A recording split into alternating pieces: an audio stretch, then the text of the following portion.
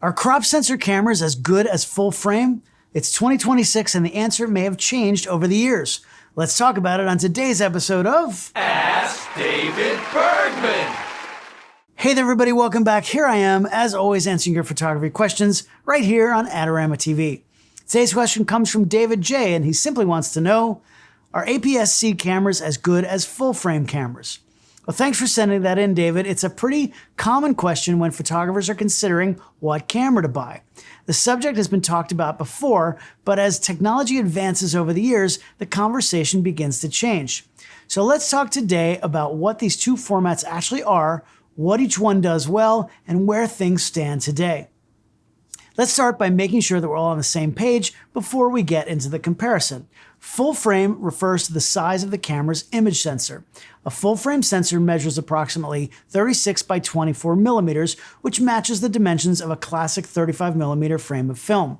When digital cameras came along, the 35 millimeter film format was the reference point everybody already understood, so cameras with sensors that matched that size got called full frame. A crop sensor, which is the broader category that includes APS-C, is simply any sensor that's smaller than full frame. The term APS-C stands for, I bet you didn't know this, Advanced Photo System Type C, which was actually a film format introduced in the 1990s.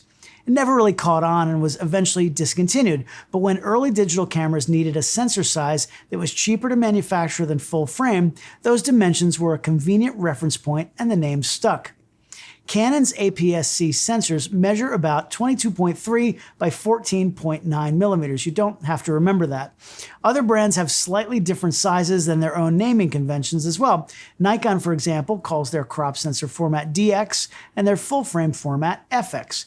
Canon and Sony simply say APS-C and full frame. Whatever the name, the concept is the same, and I'll use those terms interchangeably throughout this video. A smaller sensor also creates something called a crop factor. Camera lenses project a circular image. On a full-frame camera, the rectangular sensor captures most of that circle. On a crop sensor camera, the sensor is the same 3:2 ratio, but it's physically smaller, so it captures a smaller portion of that circle. You're seeing a narrower slice of what the lens can see, which means the image looks more zoomed in compared to what you get on full frame. This is measured as a multiplier called the crop factor. Canon's APS-C cameras have a 1.6 times crop factor.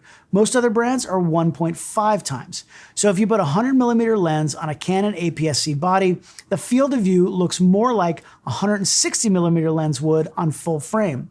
The lens itself hasn't changed. The focal length is still 100 millimeters. But because the sensor is only seeing the center of the image, everything appears to be closer. Now, in the early digital days, nearly every digital camera had a crop sensor. It was just cost prohibitive to make larger chips. Today, manufacturing has improved and costs have come down, so most high-end professional bodies do have full-frame sensors. But the crop sensor format, it really never went away because smaller sensors do have some genuine advantages of their own. Let's go through some of the traditional advantages of each sensor type, and then I'll update the list with anything that's changed in recent years. The first advantage of APS-C is size and weight. A smaller sensor allows for a smaller, lighter camera body. And if you're using lenses designed specifically for APS-C, those are smaller and lighter as well because they only need to project an image circle large enough to cover the smaller sensor. Canon calls those RFS lenses, and they only work on their APS-C bodies. RFS lenses have less glass, smaller elements, and less weight. Over a long day of walking around a city or navigating an airport, that difference can add up. The second advantage is reach. Remember that crop factor? Well, for wildlife, sports photographers, birders, or really anyone who needs to shoot subjects that are far away, the 1.6 times crop can be really useful. Put a 400 millimeter lens on an APS-C body, and the field of view looks like a 640 millimeter equivalent on full frame. You're getting more reach out of glass that you already own without having to buy a heavier and more expensive super telephoto. And the third advantage is price. Crop sensor cameras and lenses are generally less expensive than their full-frame counterparts. The gap isn't quite as wide as it used to be, but it's still a real consideration when you're building out a system. So now what about full frame? Well, one advantage full frame often has is overall image quality. Full-frame sensors have physically larger photosites, which are the individual light receptors on the sensor. Larger photosites can gather more light, and that tends to have a positive effect on a few things. The most noticeable is low light performance.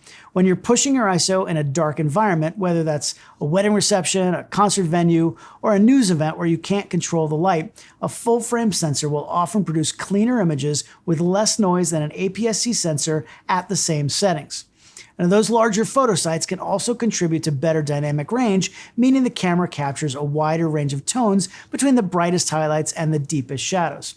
And there are some APS-C cameras that outperform specific full-frame cameras in this area because dynamic range also depends on sensor technology and pixel size as much as sensor size. But in general, when you're comparing cameras at a similar technology level, full-frame will usually have the edge. For a landscape photographer trying to hold detail in a bright sky and a dark foreground at the same time, that extra latitude can make a difference. The second advantage is depth of field control. Because of the crop factor, to match the framing of a full-frame camera on an APS-C body, you either use a shorter focal length lens or you stand further away from your subject. Either way, you end up with more of the scene in focus than you would get on full frame at the same aperture setting. If your goal is a smooth background you get from a shallow depth of field, full frame makes that easier to achieve.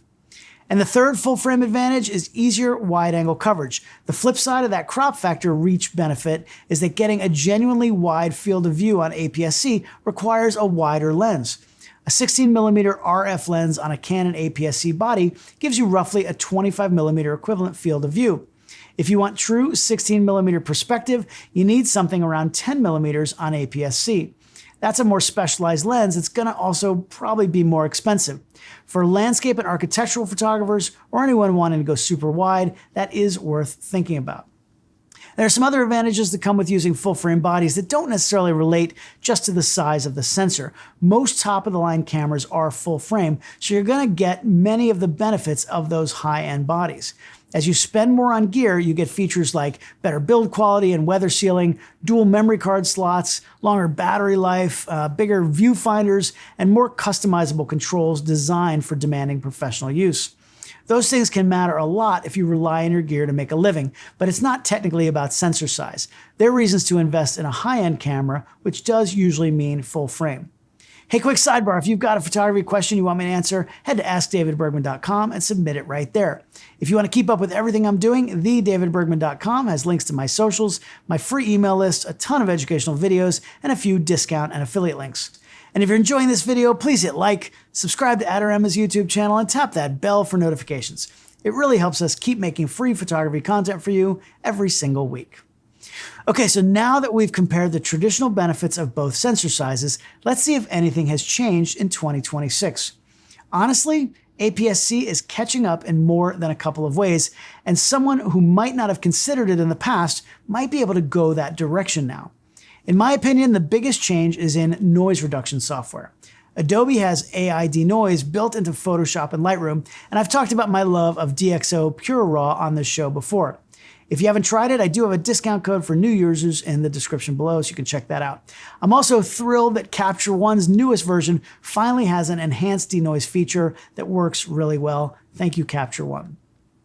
All of this software has fundamentally changed what you can do with a noisy file in post-processing. The low-light gap between APS-C and full frame still exists in physics, but in the real world, the practical difference is much smaller than it used to be. You can capture an image on a modern APS-C camera at a high ISO, run it through a good noise reduction tool, and get a result that would have required full frame just a few years ago. The second thing that's changed is that the technology that used to filter down slowly from flagship full-frame cameras is now appearing in crop sensor bodies much faster than it used to. You're finding sophisticated autofocus systems, fast burst rates, and high-end processors in less expensive bodies. The gap in features between a serious APS-C camera and a mid-range full-frame body is smaller than it's ever been. And as for prices, while there used to be a wide gap between them, some APS-C bodies are starting to overlap with full-frame options. The Canon EOS R8 is full-frame and costs a couple $100 less than the crop sensor R7. That's because the R7 is higher resolution and has some other high-end features like I talked about, while the R8 is more of a mid-level full-frame body. But the fact that we now have options in the same price range is very different from the past, when full-frame was always a jump up from APS-C. So let's go back to David's question, where he asked if APS-C is as good as full-frame.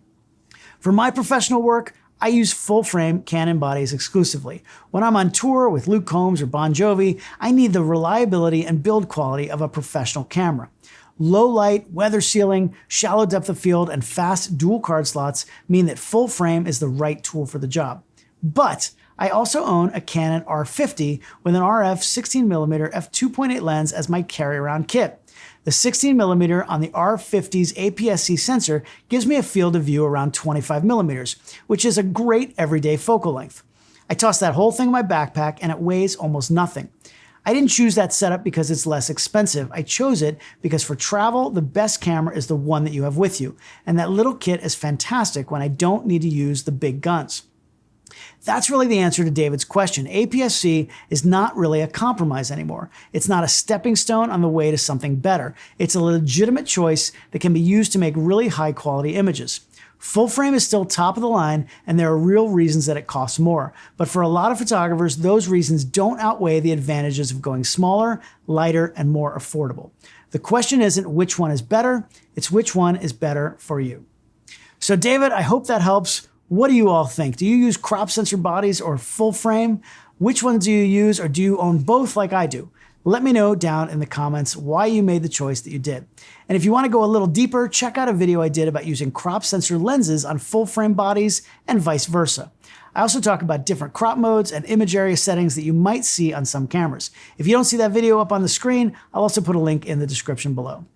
Thanks so much for watching Adorama TV. I'll see you next time right here on Ask David Bergman.